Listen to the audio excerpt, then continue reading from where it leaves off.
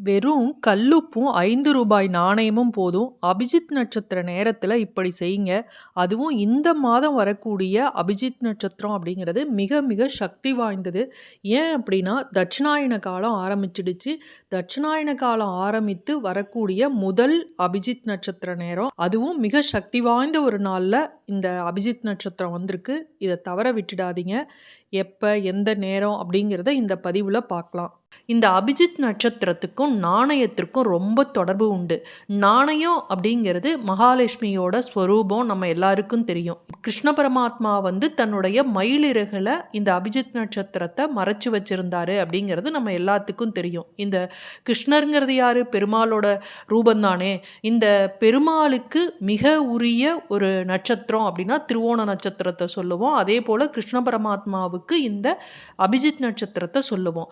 மற்ற நட்சத்திரங்கள், இந்த 27 நட்சத்திரங்கள் நமக்கு தெரிஞ்சது இருக்கு இல்லையா, அதெல்லாம் சந்திரனோட மனைவிகளாக சொல்லப்படக்கூடியது. இந்த கிருஷ்ண பரமாத்மாவுக்கு உரியது ஒன்னே ஒன்று இந்த அபிஜித் நட்சத்திரம்.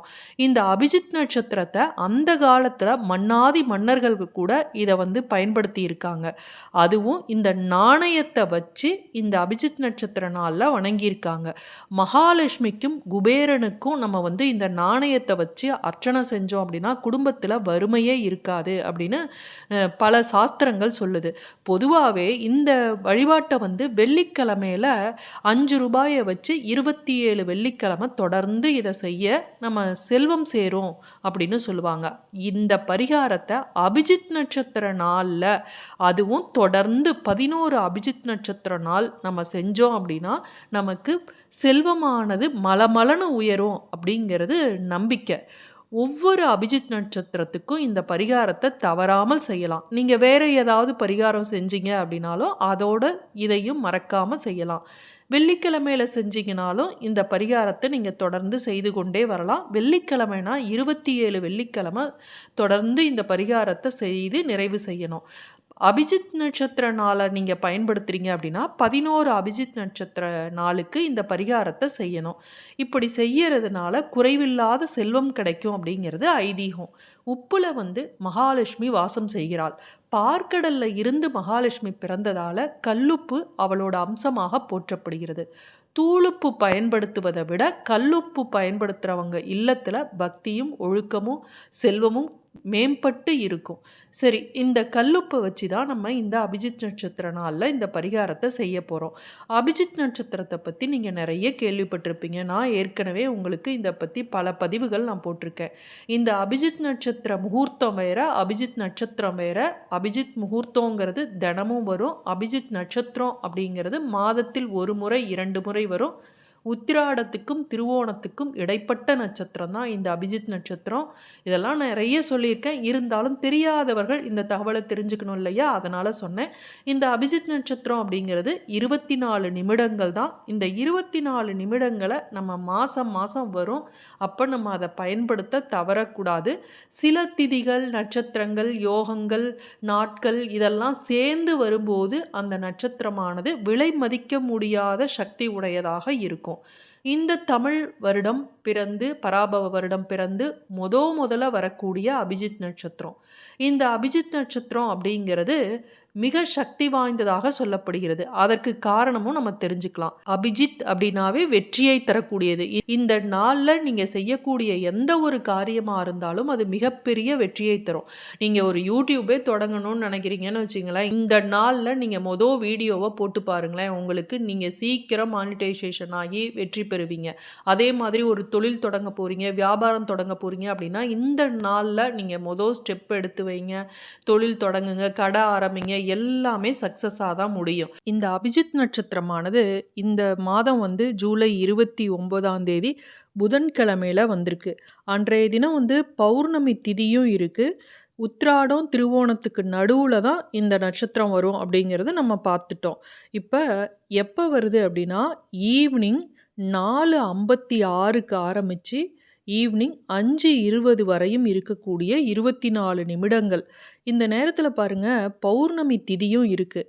இந்த ஆடி பௌர்ணமி அப்படிங்கிறத குரு பூர்ணிமா அப்படின்னு சொல்லுவோம். இது வந்து மிக மிக சக்தி வாய்ந்த நாள். இந்த நாள்ல இந்த அபிஜித் நட்சத்திரம் வந்திருக்கு அப்படிங்கிறது விலைமதிக்க முடியாத ஒரு நேரம். இந்த 24 நிமிடங்கள தவற விட்டுடாதீங்க. எப்பவும் போல அபிஜித் நட்சத்திர நேரத்துல ஒரே ஒரு வேண்டுகோள் வைங்க. உங்க வேண்டுதல சொல்லிட்டு அபிஜித் நட்சத்திர மந்திரம் இருக்கு இல்லையா, மேல டிஸ்ப்ளேல தெரியுது பாருங்க, அந்த மந்திரத்தை ஒவ்வொரு அபிஜித் நட்சத்திர நாள்லையும் சொல்லுங்க. இதை சொல்ல தெரியல அப்படிங்கிறவங்க ஓம் நமோ நாராயணா அப்படின்னு இதை மட்டும் அந்த 24 நிமிடங்கள் சொன்னாவே போதும். இப்போ இந்த பரிகாரத்தை எப்படி செய்யறதுன்னு பார்க்கலாம். இந்த பரிகாரத்தை செய்யும் போது மாமிசம் சாப்பிடுவதை தவிர்க்கவும். இந்த நாள்ல அமங்கலமான வார்த்தைகளையும் அசுப பலன்களை கொடுக்கக்கூடிய செயல்களையும் எக்காரணம் கொண்டும் வீட்டில் செய்யாதீங்க. இந்த அபிஜித் நட்சத்திரம் இருக்கக்கூடிய நாள் முழுவதுமே இறைவனோட நாமங்களை உச்சரித்து ஸ்லோகங்கள் மந்திரங்கள், அதாவது பெருமாளுக்குரியது மகாலட்சுமிக்குரியது, இதெல்லாம் ஜபித்து வந்தீங்க அப்படின்னா சீக்கிரம் முழுமையான பலன்கள் கிடைக்கும். இப்போ இந்த பரிகாரத்தை எப்படி செய்வதுன்னு பார்க்கலாம். ஒரு சுத்தமான கல்லுப்பு பாக்கெட்டை எடுத்துக்குங்க. நீங்கள் கடையில் வாங்கிட்டு வந்தாலும் சரி, இல்லை பூஜை அறையில் தனியாக வச்சுருந்தாலும் சரி, சமையலறையில் இருக்கக்கூடிய கல்லுப்பை பயன்படுத்தாதீங்க. ஒரு கண்ணாடி பவுல் மண் குவளையில் அதை நல்லா போட்டு நிரப்பிக்கிங்க. இதை பூஜை அறையில் வைக்கணும். இதை பூஜை அறையில் வைக்கும்போது என்ன செய்யணும், எப்படி செய்யணுங்கிறதான் இந்த பரிகாரம். இந்த கல்லுப்பை நீங்கள் குளிச்சுட்டு சாமிக்கிட்ட வச்சுருங்க. வழக்கமாக நீங்கள் செய்யக்கூடிய பூஜைகளெல்லாம் செஞ்சுட்டு இந்த 5 ரூபாய் நாணயம் ஒன்றை எடுத்துக்குங்க. இதை வந்து அபிஜித் நட்சத்திர நேரம் சொன்னேன் இல்லையா, அப்போ தான் வைக்கணும். நீங்கள் அபிஜித் நட்சத்திர ஸ்துதியை சொல்லி மகாலட்சுமியை வேண்டிக்கிட்டு உங்களுடைய கோரிக்கை என்னவோ, உங்களுக்கு என்ன இருக்கோ அதை வேண்டிக்கிட்டு இந்த காயின் இருக்கு இல்லையா, அதை வந்து நீங்கள் அந்த உப்பு மேலே வைக்கணும். அந்த உப்பு மேலே வச்சு அது வந்து மகாலட்சுமி, அதர் பக்கத்தில் ஒரு துளசி இலை இருந்தது அப்படின்னா வைக்கலாம், இல்லைன்னா விட்டுடுங்க, அதனால் தவறு கிடையாது. ஆனால் காயின் வந்து முக்கியமாக அந்த உப்பு மேலே வைக்கணும். ஒவ்வொரு வெள்ளிக்கிழமையும் நீங்கள் செய்கிறீங்க அப்படின்னா 27 நாணயங்கள் சேர்ந்துடும்.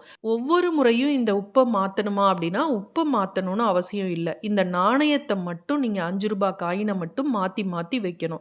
27 வாரத்துக்கு 27 நாணயங்கள் வந்துடும்.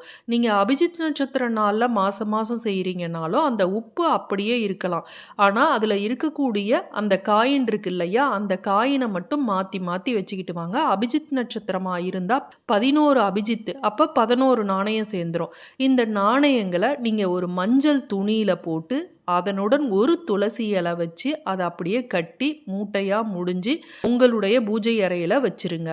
இதை வந்து உங்களுடைய வேண்டுதல் நிறைவேறின பிறகு பெருமாள் கோவில் உண்டியல்ல போய் நீங்கள் சமர்ப்பிக்கணும். இந்த குவளையில் இருக்கக்கூடிய உப்பை வந்து ஓடும் நீரில் போட்டுடலாம். நீர்நிலையே இல்லை, பக்கத்தில் ஆறு கிணறு குளம் எதுவும் இல்லை அப்படிங்கிறவங்க சிங்கில் போட்டு தண்ணியை ஓட விட்டுடுங்க. இது மாதிரி தொடர்ந்து 27 வெள்ளிக்கிழமை அல்லது 11 அபிஜித் நட்சத்திர நாளை நீங்கள் செஞ்சீங்க அப்படின்னா பணம், அசையும் அசையா சொத்துக்கள், செல்வங்கள், எல்லா ஐஸ்வர்யங்களும் தேடி வரும். ரொம்ப பண கஷ்டத்தில் இருக்கிறவங்க இது ரொம்ப எளிய பரிகாரம். நீங்கள் ஒன்றும் செலவு பண்ண தேவையில்லை. இதை செஞ்சீங்க அப்படின்னா நீங்கள் நல்ல நிலைக்கு வர முடியும். மீண்டும் அடுத்த காணொளியில் சந்திக்கும் வரை நன்றி, வணக்கம்.